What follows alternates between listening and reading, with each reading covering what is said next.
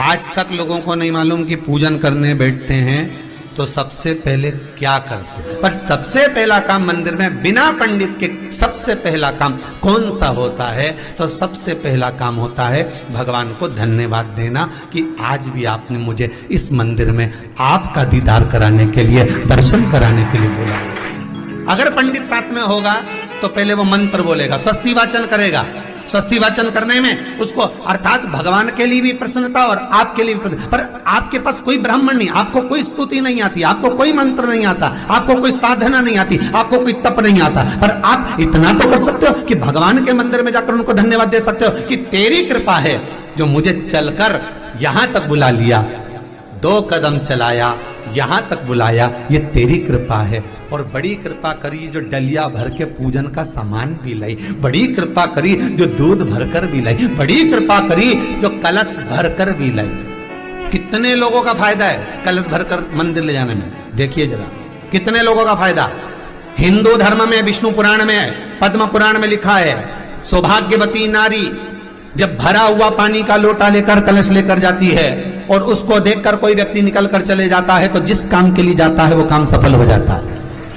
मंदिर का ही लोटा, मंदिर का ही पानी, सिर पे पल्लू लेके हर हर महादेव, बस शिव जी के चढ़ा रही और इतने प्रेम से रिझा रही। अब फ्री का पानी था तो एक लोटे में मन भी नहीं माने। अरे करा तो भगवान के सम्मुख में पहुंचकर अगर आप जल का पात्र भी लेकर जा रहे हो, भरा हुआ लेकर जा रहे हो, तो कितनी प्रसन्नता की बात है।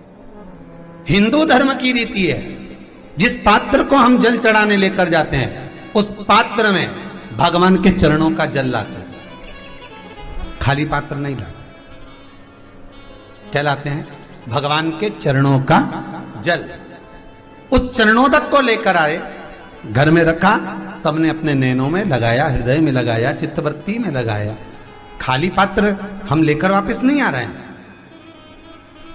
शिव मंदिर में जब जब जाओ, जल चढ़ाने के लिए जाओ, पात्र तुमने शंकर जी को पूरा पानी चढ़ा भी दिया तो शंकर के चरणारविंद का थोड़ा सा जल पात्र में डाल के भले 2 बूंद लाओ, 4 बूंद लाओ, इतना सा लाओ, पर लाओ और उसको पूरे परिवार के नेत्रों में जब लेकर आए हो चरणोदक तो लगाओ।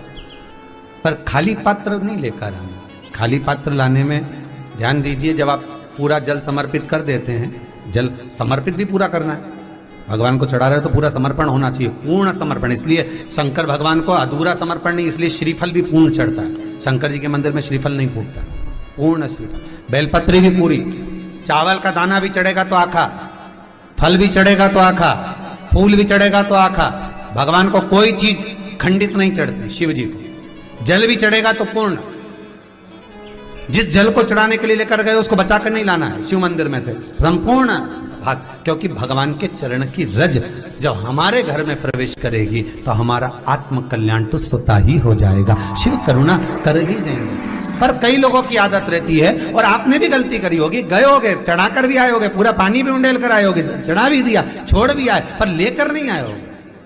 कई लोग गलती कर जाते हैं और फिर बाद में कहते हैं हम तो इतने साल से पूजन कर रहे हैं, भगवान हमारी सुन ही नहीं दिया। तो भगवान के मैं तो तैयार बैठा, पर तू नवा के चली जाए, लेके तो कहीं जाए। तो भगवान थोड़ी ना कहेगा कि तू मेरे पास में आए तो मेरे चरण की रज लेकर जा। भगवान थोड़ी ना कहेगा कि मेरे पास में आकर तू ये लेकर जा।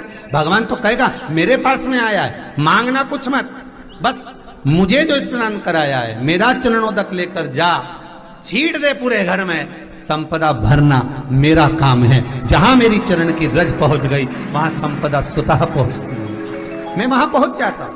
तो चरणों तक ले जा, पर लोग ले जाते हैं, पूजन करते, कलश भी उंडेलते, जल भी चढ़ाते, पर आते समय खाली लेकर आ जाते। भगवान को इतना बुरा लगता, मेरे दरवाजे से खाली जाए, मुझे कितना बुरा लगेगा। जो आए वो भर कर जाए, भले 2 बूंद लेकर आओ, पर उसमें चरणों तक थोड़ा सा लेकर अवश्य आए। उसी तरह जल चढ़ाने के बाद हम जब लेकर आते हैं पात्र के अंदर, ये उसमें उसकी बरकत है। गर्ग संहिता में दूसरी चीज कही, उसको भी समझ लीजिए। गर्ग संहिता में कहा गया, जब आप घर से जल लेकर जाते हो भरकर, तो ये सृष्टि की जितनी नदियां हैं, पृथ्वी पर जितनी नदियां विद्यमान हैं, जितने तालाब, जितने सरोवर, जितने कुंड, जितने विराजमान हैं, उन सारे तीर्थों का जल जब आप घर से लेकर निकलते हो तो वो तीर्थ का संपूर्ण जल आपके कलश में आ जाता है।